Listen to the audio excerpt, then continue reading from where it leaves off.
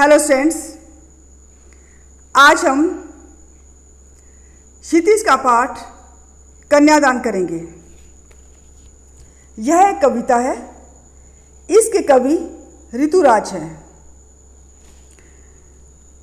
पहले मैं इस कन्यादान के बारे में थोड़ा सा कुछ बता देती हूँ, उसके बाद इसके हम सलार्थ करेंगे।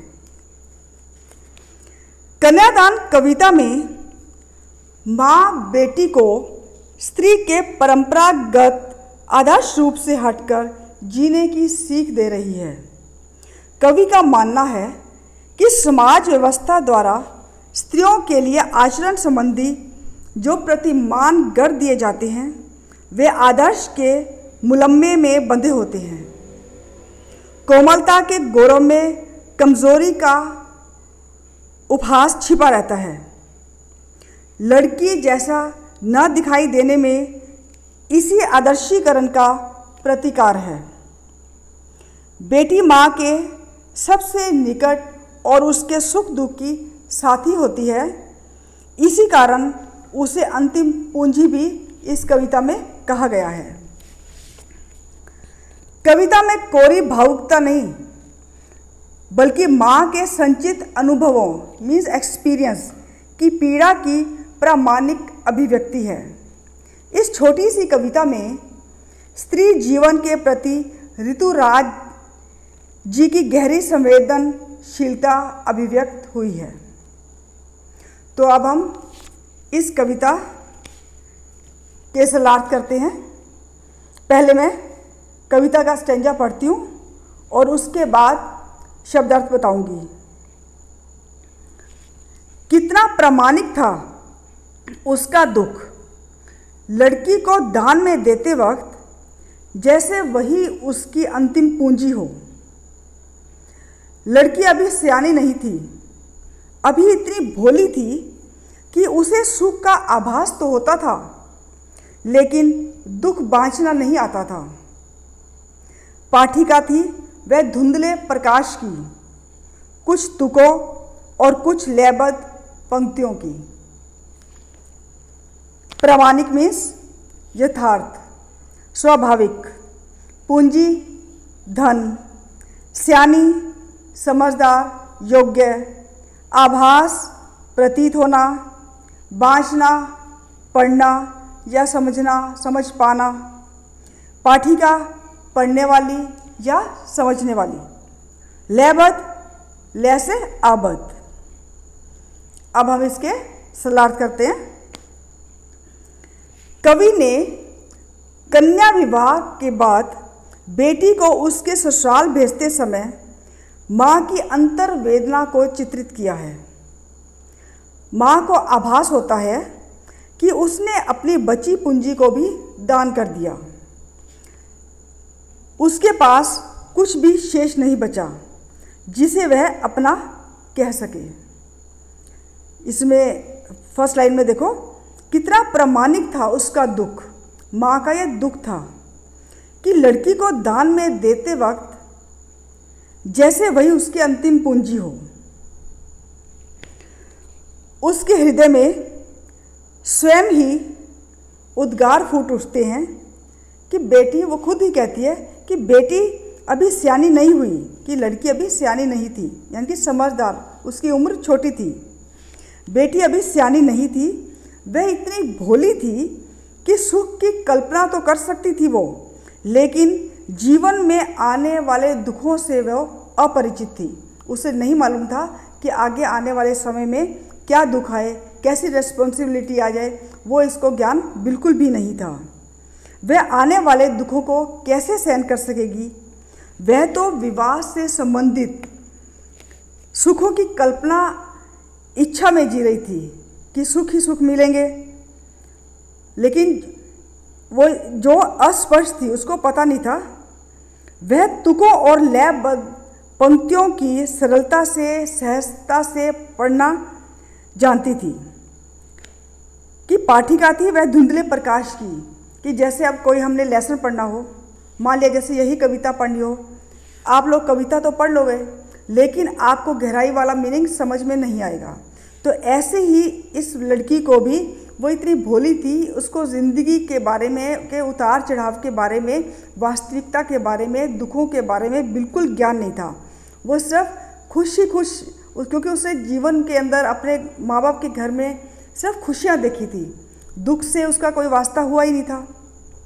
इसलिए कवि ने ये लाइन लिखी है कि काव्य में गंभीर भावों को समझने में वो असमर्थ थी। अतः बेटी ससुराल में सुख की ही कल्पना कर रही थी जो अस्पष्ट थी। उसे मालूम नहीं था आगे सुख मिलेगा नहीं मिलेगा, हो सकता है मिल भी जाए। ससुराल की कठिनाइयों से वो अपरिचित थी, वो परिचित नहीं थी। तो फ्रेंड्स, ये फर्स्ट स्टैंजा का सरलार्थ है। इसके अंदर कवि ने खड़ी बोली का प्रयोग किया है। बिल्कुल सिंपल भाषा हिंदी की है, उसको खड़ी बोली बोलते हैं हम। तत्सम तद्भव शब्दों का प्रयोग किया गया है। उत्प्रेक्षा अलंकार का प्रयोग किया गया है कि जैसे वही उसकी अंतिम पूंजी हो। और इसके अंदर जो मीनिंग है वो बड़ा गूढ़ मीनिंग है, डीप मीनिंग है, गहराई वाला मीनिंग है। और बाकी इसकी भाषा सरल, स्पष्ट, प्रभावमयी, भावों के अनुकूल ये है। लेकिन मैं जो मीनिंग दिया हुआ है वाकई में ही बहुत गहराई वाला है। हमारा सेकंड स्टैंजा है, माँ ने कहा, माँ ने बेटी को कहा जब वो उसकी अंतिम विदाई हो रही थी, ससुराल जाने के लिए तैयार थी, तब उसने, माँ ने थोड़ी शिक्षा दी अपनी बेटी को। क्या कहा? माँ ने कहा, पानी में झांक कर अपने चेहरे पर मत रीझना। आग रोटियां सेकने के लिए है, जलने के लिए नहीं। वस्त्र और आभूषण शाब्दिक भ्रमों की तरह बंधन है स्त्री जीवन के। माँ ने कहा, लड़की होना पर लड़की जैसी दिखाई मत देना।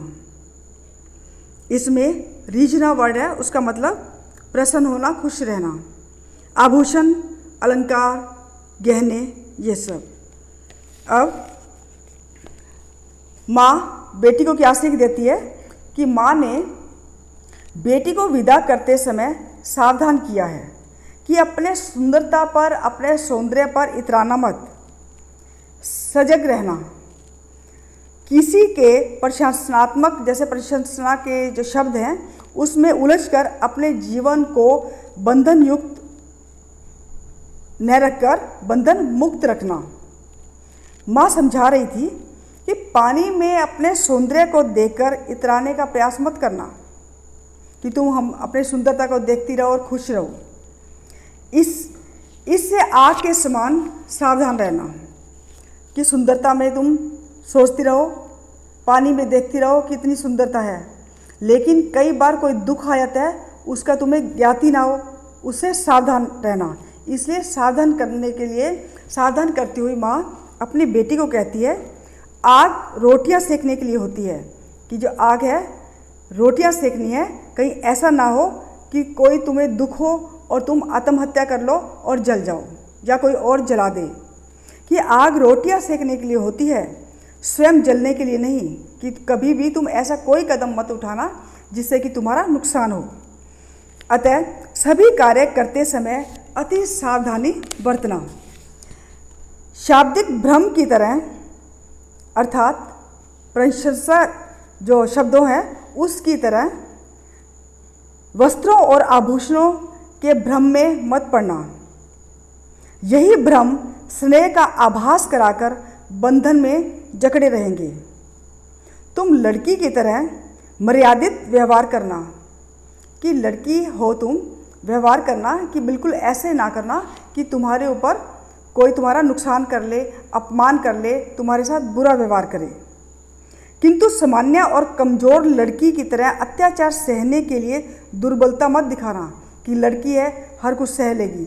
दुर्बल मत बन के रहना, लड़की हो लेकिन फिर भी अपना मर्यादा में रहना, मर्यादित व्यवहार करना।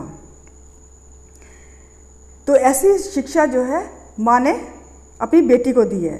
तुम हर तरह के शोषण का साहसपूर्वक मुकाबला करना, कि ऐसा ना हो कि तुम्हारे साथ वहाँ जाकर अत्याचार होने लग जाए। इसके प्रति माँ ने अपनी बेटी को सजग किया है। इसमें भी स्टूडेंट्स जो हमारा काव्य सौंदर्य है, इसमें माँ ने बेटी को विदाई के समय शिक्षाएं जो दी है वो स्वाभाविक ही है, उसका वर्णन इसमें किया है। सेकंड पॉइंट में है खड़ी बोली का सुंदर प्रयोग किया है, तत्सम तद्भव शब्दों का भी प्रयोग किया है, अलंकारों का सुंदर प्रयोग किया है। भाषा वही, यही जो पॉइंट मैंने पहले वाले स्टैंजा में भी बताए थे वही है लगभग। मीनिंग गहराई वाला है, भाषा सरल, स्पष्ट, प्रभावमयी, सजीव, सरस और भावों के अनुकूल है। तो ये स्टूडेंट्स इस लेसन के सरलार्थ थे। मुझे आशा है कि आपको ये सरलार्थ समझ में आ गए होंगे। Thank you and have a nice day.